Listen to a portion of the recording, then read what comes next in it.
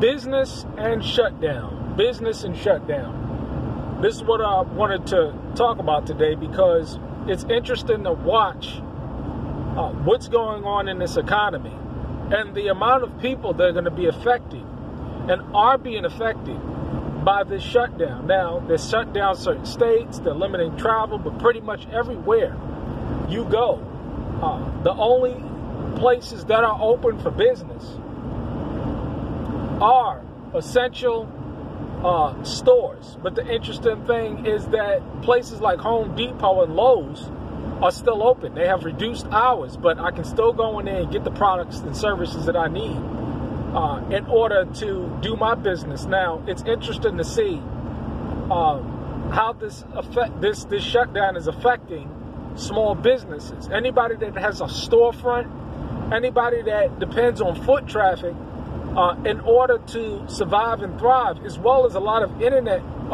businesses that are dependent on this debt-based system to make money. They're all pretty much shut down. They're not making any money. And it's interesting to see how these businesses are going to be affected. Well, we see how they're being affected, but if they're going to be getting any bailouts or anything like that. Now, from that, I wanted to talk about carpentry. And it's interesting that my phone is exploding with people that are stuck home that need work done in their homes. Currently, I'm working on a kitchen remodel.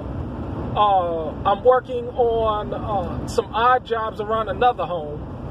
But I have two projects going simultaneously now. I'm busy. And nothing is stopped pretty much for me because, of course, I don't have a storefront. I work out of my trailer. I work out of my car, and everything is on the internet.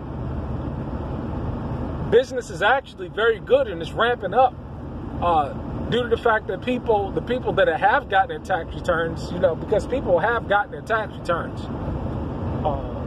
as well as, it's springtime, so they have to get their windows replaced, they have to get their roofs done, kitchens fixed, gutters and downspouts, all of these things because all of the rain that's been taking place.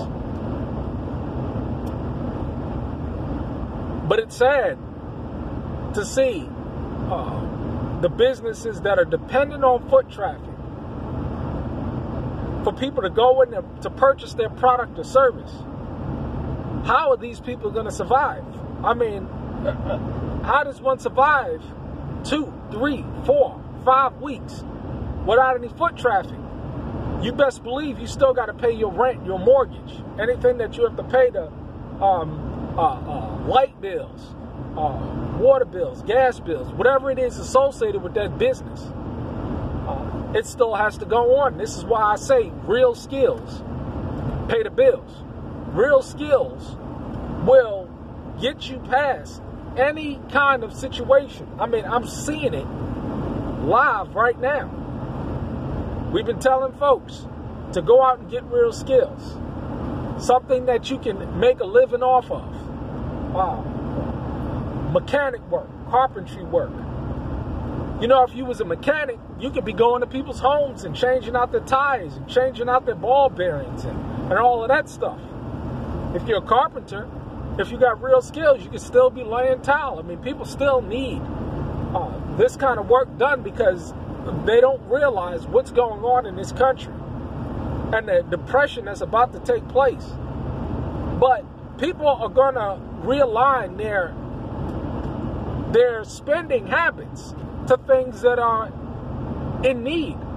Necessity-based businesses are going to be thriving in this economy. Get into a necessity-based business. We're seeing right now what's a necessity-based business and what's not. Storefront businesses, anything that has to do with foot traffic. People are not spending that money anymore. People are not going to direct their time, energy, and effort when this Great Depression hits in the next 12 months. And we're going to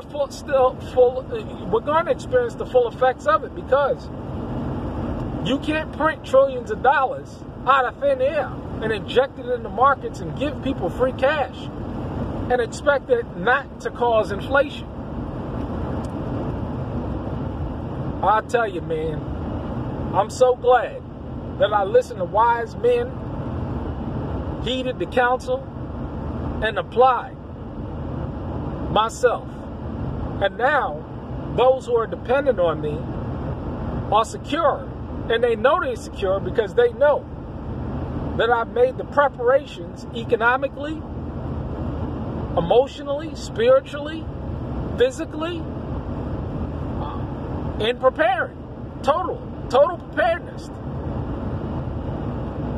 Now, of course, I can be more prepared. There's no such thing as, absolute preparedness. I mean, I could use a couple of miniguns and some concrete walls, but hey, that's why it's beautiful to live out in the country, because people in the country act a whole lot different than people in the cities when there's no rule of law.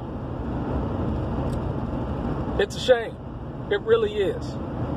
To see what's going to happen, because a lot of y'all businesses, they're going out of business. I mean, a lot of businesses are going to be going out of business very soon, because people are not going to spend their money on recreational or non-essential services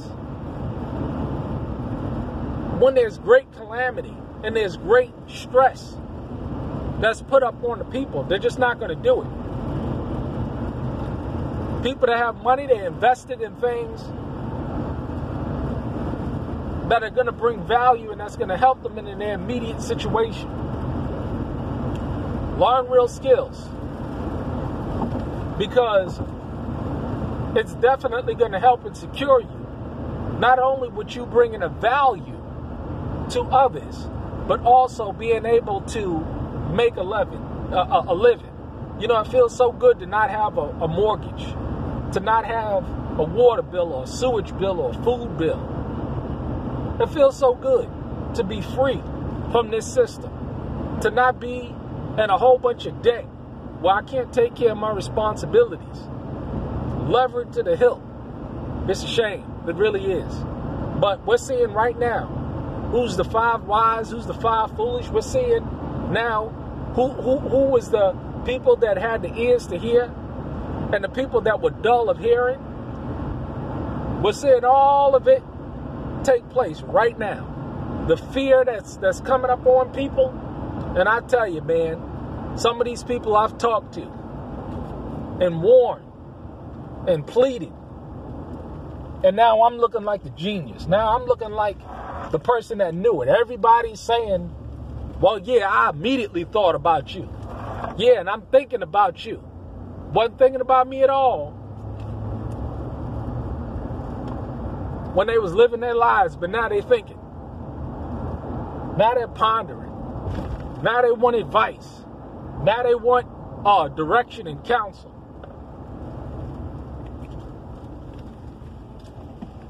It's a mess. A wise man foreseeth the evil and he prepares his home. Where the wise people at? I mean, we're clearly seeing who's wise and who's foolish now. I mean, it's just coming clear as day. Clear as day. I think about the children though. It's sad. It really is. But hey, they said it would be.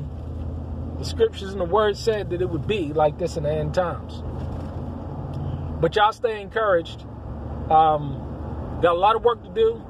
Got a lot of videos to post on this kitchen remodel and some tiling work. But yeah, I'm busy. And as long as they don't shut down physical travel, I'll be fine, because then nobody ain't doing nothing. But it doesn't look that way. But then again, in certain states it does. But out here in the rural country, nah, they ain't got time to be coming into the rural countries. The National Guard is for the major cities and the major towns and counties and stuff. It's not for the rural areas, because things are pretty dispersed here. I mean, I'm driving out in the country and it's just like, it's funny. I'll be driving and on a normal day, I don't see much traffic. On a normal day, I haven't really noticed a difference in traffic. I guess because of the times that I travel. About 10 o'clock, I'll get to the job site about 11 o'clock after doing what I need to do. And do my work and then leave at 2, 3 o'clock or whatever, whenever I'm finished that particular task for the day. But I haven't noticed much change in traffic at all out here in the rural county. But how do you think businesses that are dependent on foot traffic now, do you think they're going to be around tomorrow? You think they're going to get a bailout? We'll see. Shalom.